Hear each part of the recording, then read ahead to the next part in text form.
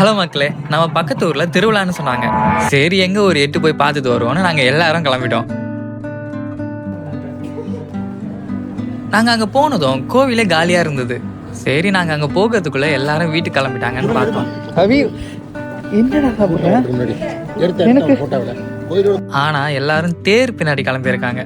சரி, தேர் எந்த தெருவுல இருக்குன்னு கண்டுபிடிச்சு போய் பார்த்தா எனக்கு ஒரே ஷாக். உண்மையாவே பெரிய தேருங்க.